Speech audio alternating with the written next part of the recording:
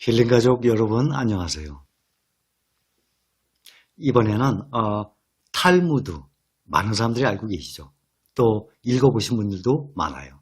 이 탈무드 책이 전 세계적으로 번역돼서 참 많은 다양한 책이 나왔어요. 제가 이 중에 한 구절을 읽어드릴게요. 탈무드 다들 아시죠? 짧게 하나 읽어드릴게요. 행복과 불행, 내가 마음먹기에 달려있다는 내용이에요. 행복과 불행?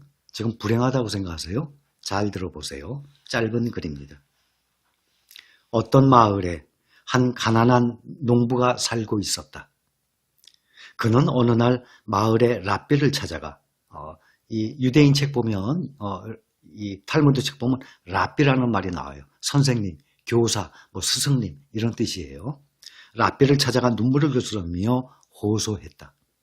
우리 집은 개딱지만한데 아이들은 주렁주렁 딸린 데다가 제 아내만한 악처는 다시 없을 것입니다. 아마도 이 나라에서 제 마누라가 가장 악처일 것입니다.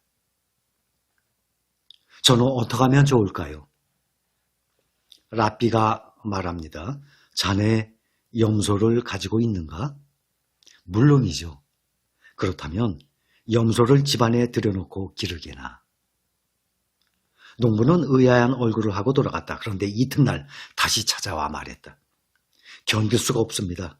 악처에다가 염소까지. 더는 못 참겠습니다. 자네 닭을 기르고 있는가? 물론입니다. 그럼 닭을 전부 집안에 들여서 기르게나. 사나이는 또다시 의아한 표정으로 돌아갔다. 그리고는 이튿날 또 찾아왔다.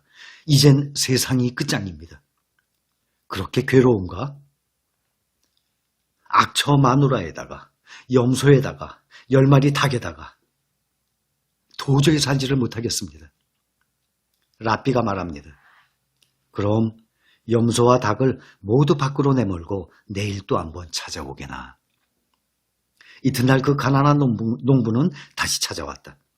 이번에는 혈색도 좋고 마치 황금의 산에서 나온 것처럼 두 눈이 번쩍번쩍 빛나고 있었다. 염소와 닭을 모두 내몰았습니다. 집은 이제 궁전 못지 않습니다. 어떤 생각이 드십니까? 여기서 무엇을 알 수 있습니까? 염소와 닭을 방에서 키우기 전과 똑같은 상황이었어요. 그때는 집이 좁다. 세상에 가장 악처다. 애들 주렁주렁 달려있다.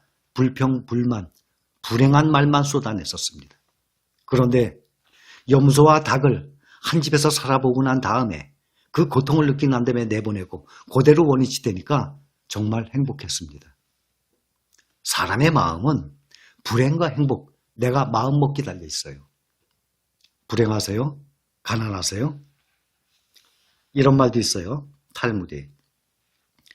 사람의 마음에 상처를 입히는 세 가지는 번민과 불화. 세 번째는 비어있는 지갑이다. 이 가운데 특히 가장 큰 상처를 내는 것은 비어있는 지갑이다. 사람이 살면서 마음에 상처 입는 것 세 가지. 번민, 불화, 비어있는 지갑. 근데 그 중에 가장 큰 상처를 내는 것이 비어있는 지갑이라고 탈무드에 나옵니다. 신은 인간 하나하나를 시험한다. 부자에게는 도움을 필요로 하는 사람이 손을 뻗쳐 시험을 하고 가난한 사람에게는 불평, 불만 없이 순종하면서 고통을 이겨내는가 시험을 한다. 또 하나, 지혜로운 사람은 본 것을 이야기한다. 하지만 어리석은 사람은 들은 것을 이야기한다. 제가 주식에 빗대볼까요? 어리석은 사람은 들은 것을 이야기한다. 그거 망한대. 그거 위험하대. 그거 도박이야. 들은 거거든요. 지혜로운 사람은 본 것을 이야기한다. 댓글들 보셨습니까? 댓글의 수익들 얼만큼 많이 났어요. 그것을 이야기하세요. 그래서 주식 투자는 이렇게 하는 것이다. 형제에게, 자녀에게, 친구에게, 여러분들 가장 가까운 사람한테 전파를 하세요. 혹시 단타를 치고 계시는 분 계세요? 짧은 시간에 돈은 벌 수는 있어요. 그것이 영원하지는 못합니다. 투자라는 것은 영원해야 되거든요. 그래야지 그게 투자죠. 그게 투자의 극대화를 시키는 거 아닙니까? 짧은 시간에 단타를 쳐서 잠깐 돈 버는 거, 그거는 영원히 갈 수가 없는 것이죠. 그러니 탈무드에도 나와 있는 내용이에요. 지혜로운 사람은 본 것을 이야기한다. 하지만 어리석은 사람은 들은 것을 이야기한다. 탈무드에 나오는 내용 또 하나 말씀드리죠. 배운 것을 복습하는 것은 외우기 위해서가 아니다. 몇 번이고 복습을 하다 보면 새로운 것을 발견을 할 수 있기 때문이다. 제가 여러분들께 올려드리는 영상 말씀드리죠. 제가 중요한 얘기들은 했던 것을 또 얘기합니다. 그런데 똑같이 얘기하는 것이 아니라 비유를 해가면서 조금 다른 방편으로 얘기해서 말을 전합니다. 대신 핵심은 똑같습니다. 이것은 여기 나온 것처럼 외우기 위해서가 아니라 그것을 복습을 하다 보면 새로운 것을 발견할 수 있기 때문이다. 복습을 하다 보면 새로운 마인드가 정립이 됩니다. 그래서 제가 여러분들께 말씀드릴 때 똑같은 말을 하는 것이 아니라 그 말의 내용의 핵심은 똑같지만 그것을 새로이 비유를 하고 또 새로이 비유를 해서 계속 전달을 해드리는 것입니다. 그렇게 해서 여러분들 마인드가 자꾸 정립이 되기를 바라는 마음에 주식 자꾸 떨어져요. 마음의 흔들림 때문에. 이번에도 9월 달에 보면 10% 이상 떨어졌었어요.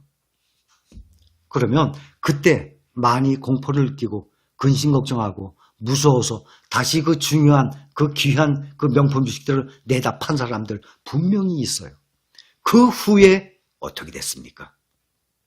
알고 계시죠? 어떻게 됐는지. 역사적으로 보면 항상 말씀을 드렸어요. 위기가 생기면 떨어지게 돼 있습니다. 그랬다가 위기가 지나면 6개월 만에, 1년 만에, 2년 만에 다시 원상 회복을 해왔습니다.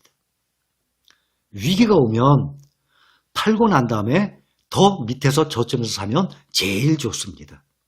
누구든지 그렇게 해보시기 바랍니다. 또 그렇게 해서 꼭 성공하시기 바랍니다. 예를 들자면 10만 원이었던 주가가 경제의 위기가 와서 5만 원까지 반토막이 납니다. 그 과정에 나는 8만 원에 팔았어. 다시 5만 원에 사들였어. 성공이죠. 7만 원에 팔았어. 5만 원에 사들였어. 그것도 성공입니다. 내가 팔았던 가격보다 더 싸게 잡을 수 있으면 누구든지 그것은 성공하는 것입니다. 그것이 갭이 클수록 수익이 크지만 말이죠. 어쨌든 내가 판 거보다 싸게 사면 성공이죠. 그러나 사람의 심리가 그때 위기가 와서 떨어지죠. 팔지를 못하는 이유가 내가 팔면 올라갈 것 같아요. 그래서 팔지를 못하겠어요. 근데 다음날 보니까 또 떨어졌거든요. 그러면 아유 내가 어저께 팔을 걸. 그러고도 또 못 팔아요. 왜냐? 올라갈 것 같거든요. 그런데 그 다음날 보면 또 떨어져요. 그렇게 해서 반토막까지 떨어지는 것입니다. 또 살 때도 마찬가지예요. 분명히 이게 바닥일 것 같아요. 내 생각에. 그래서 샀는데 더 떨어져요. 또 지금 분명히 바닥이 아닌 것 같아. 더 떨어질 것 같아. 그리고 안 사고 있어요. 그러면 올라가요. 그러다 보면 계속 올라가서 나중에 비싼 가격에 또 사야 됩니다. 그게 주식이에요. 사람들이 이미 다 지난 결과를 보고 얘기하는 그건 누구든지 다 얘기해요. 계속 진행되는 과정에서는요. 아무도 알 수가 없어요. 그래서 엊그제 말씀드렸던 미국의 90대 노인, 100억을 모은 노인처럼 꾸준히 미래를 믿고 가만히 묻어둔 것이죠. 자신이 없으면 그 방법이 가장 안전합니다. 그렇게 해서 이 휘몰아치는 이 비바람이 6개월 후든 1년이든 지나갈 때를 기다려야죠. 단 여유가 없다면 몰라도 매달 월급을 받고 수입이 있는 사람들은 떨어지면 떨어지는 대로 그대로 수입을 올리셔야 됩니다. 그대로 매수를 하셔야 됩니다. 그것이 큰 수익이 돼요. 조금 아까 제가 영상 올리기 전에 댓글 하나 봤는데 어떤 분이 반토막 났으면 좋겠다 그러더라고요. 정말이세요? 근데 정말이에요 그게. 그래야 수익을 올릴 수 있어요. 근데 사람들은 반토막 나는 걸 두려워합니다. 그러니 행복과 불행 제가 말씀드렸죠. 내 마음속에 있어요. 내가 세상살이를 하면서 어떤 마음으로 살아나가느냐, 이것이 가장 중요합니다. 여러분들의 행복은 여러분들 속에 있거든요. 그런데 그것이 행복인지 모르고 있습니다. 우리 모두 행복한 사람이에요. 긍정적인 마음가짐을 계속 마음에 쌓아 나갑시다.